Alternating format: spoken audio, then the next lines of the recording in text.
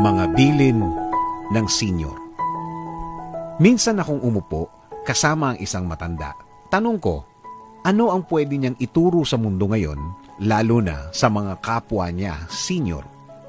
Narito ang kanyang mga sinabi.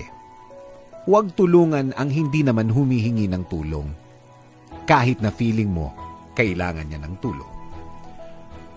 Kahit turuan, huwag mong turuan kung hindi naman nagpapaturo.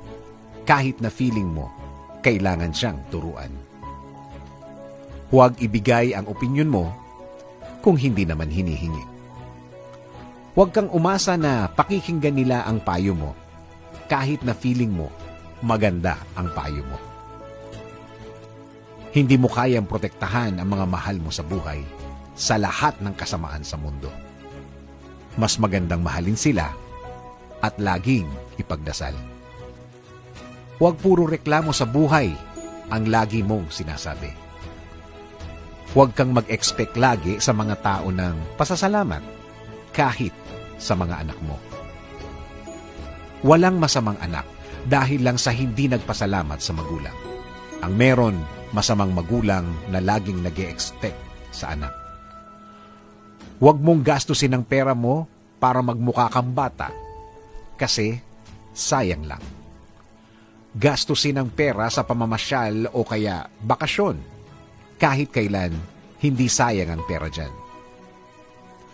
Alagaan mo ang asawa mo kahit kulubot na. Minsan na siyang naging bata at fresh.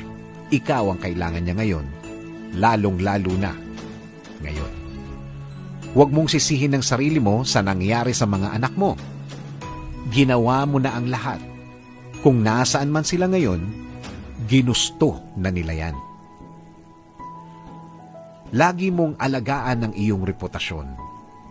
Ipaglaban mo yan hanggang sa huli.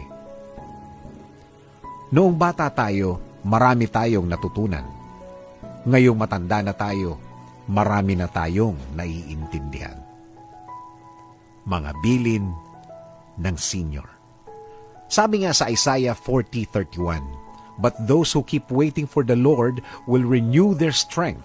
Then they'll soar on wings like eagles. They'll run and not grow weary.